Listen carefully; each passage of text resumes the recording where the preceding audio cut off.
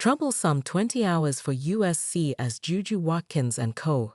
collapse in AP 25 rankings. The best team in program history. Ranked no. 4. A 12-game winning streak. Led by generational talent JuJu Watkins. These were the bets as USC entered the game against Iowa. Meanwhile, the Hokies came unranked after 5 straight losses in January. Everything pointed to the Trojans rolling through Carver-Hawkeye Arena, right? Well, the Hokies had other plans. And they had the perfect fuel, Caitlin Clark.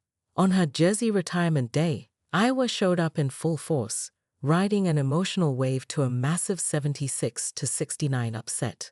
And for USC, it was a gut punch that hurt even more just 20 hours later, because by the time Monday morning rolled around, the new AP rankings dropped. And boom, USC was no longer no. 4. Just 20 hours after their 2:30 am defeat to Iowa, the 10:30 am AP poll update hit, knocking them down 3 spots. One bad game, and they tumbled 3 spots, and now sit at no 7. Trojans surely didn't expect to take an L in Iowa. But you know what?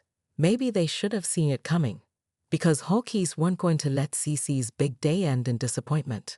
Whether it was the Caitlin Clark effect radiating from the stands or just sheer determination, Iowa played some good basketball. And the Trojans got caught sleeping, again. Iowa came out firing, holding USC to a shocking 4 points in the entire first quarter. By the time Watkins found her rhythm, the damage was done. The Trojans clawed their way back, even taking a lead into halftime after a massive second-quarter surge. But in the fourth quarter, UC Olsen dropped 15 points, closing the game out in front of a sold-out, electrified Carver-Hawkeye Arena. It was Iowa's biggest post-Caitlin Clark win, and even though Watkins still put up 27 points, even scaring the Indiana Fever star herself, it wasn't her best shooting day. So, her efforts weren't just enough. Especially not when USC let their slow start dig them a hole too deep to climb out of. Same story, different game. JuJu Watkins and co.'s road slow starts continue. If you've been following USC lately, you know this isn't a one-time thing. This team has made a habit of starting slow on the road, and it's becoming a real problem. Just look at the pattern. On December 21, USC faced UConn and built a nearly 20-point lead, only to let it slip away before barely holding on for a win. On January 14, they fell behind early against Indiana before rallying back. A similar story unfolded on January 19 when they took on Purdue, starting slow but recovering with a huge second quarter. Then on January 26 against Maryland, they once again found themselves in an early deficit, forcing yet another late-game scramble. And now, the Iowa game. A 23-4 first-quarter deficit was just brutal.